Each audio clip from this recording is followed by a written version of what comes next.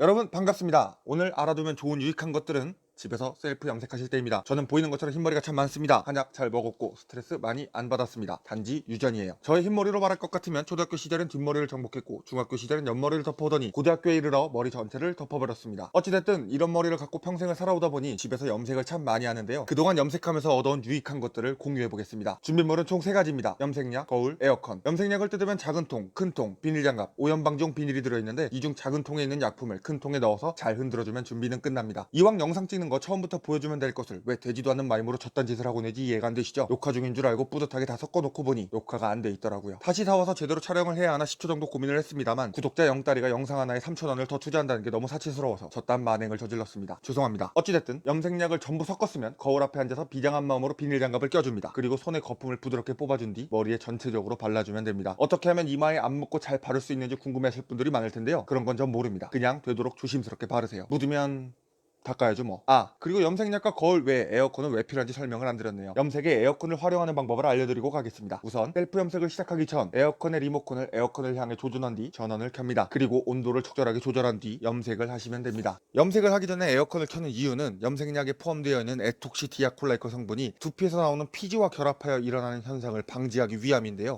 이러한 현상을 헛소리라고 합니다. 죄송합니다. 사실은 덥잖아요. 요즘 참 많이 더워서 에어컨 없이는 뭐든 하기 힘들더라고요. 무슨 일을 하시든 에어컨은 준비물에 넣어주세요. 이런저런 생각들을 하면서 머리에 약품을 도포하다 보면 어느덧 머리는 무수마른 80년대 아저씨 마냥 자연스럽게 올백머리가 되어 있을 겁니다. 이때 조심해야 할 부분이 있는데 절대로 거울을 보면서 이 정도면 괜찮지 않나?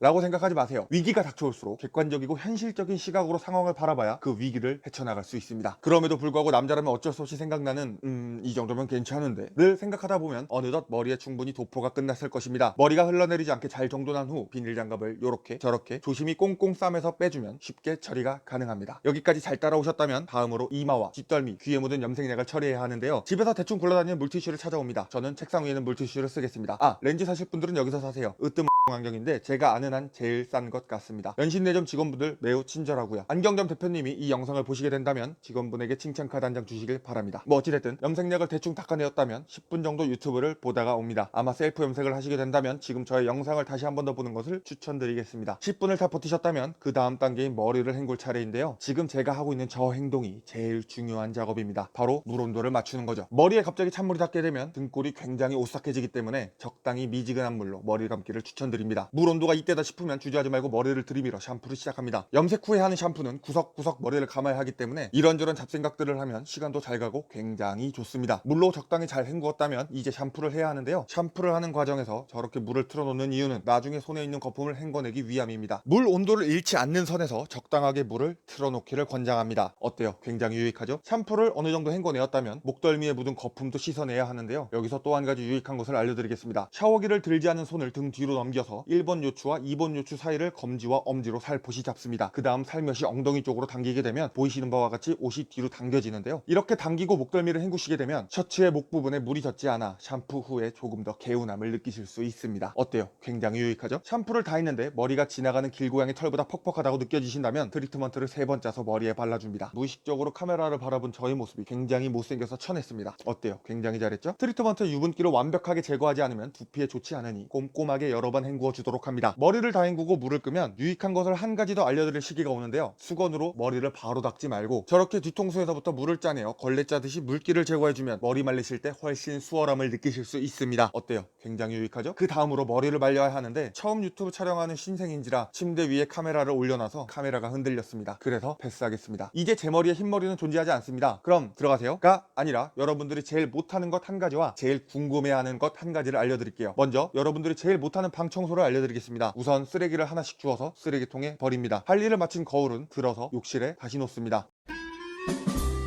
어때요? 깨끗해졌죠? 두 번째로 여러분들이 가장 궁금해하시는 것을 알려드리겠습니다. 손가락에 염색약이 묻었을 때 대처법인데요. 엄지에 염색약이 묻었다면 검지손가락을 이렇게 펴서 위에 덮으시면 됩니다. 하지 말라. 하지 마, 이 개새끼야! 집에 있는 물티슈를 한 장 꺼내서 이렇게 접습니다. 그리고 염색약이 묻은 부위를 감싼 뒤 염색약이 묻어있다는 사실을 까먹으세요. 아침에 일어나서 밥 먹기 전, 출근 전 샤워하면서 외출하고 들어와서 등등 3일만 잘 씻으신다면 염색약 자국이 없어집니다. 어때요? 굉장히 유익하죠? 의식의 흐름대로 헛소리만 하다 보니 마무리를 어찌 해야 될지 모르겠네요. 들어가세요.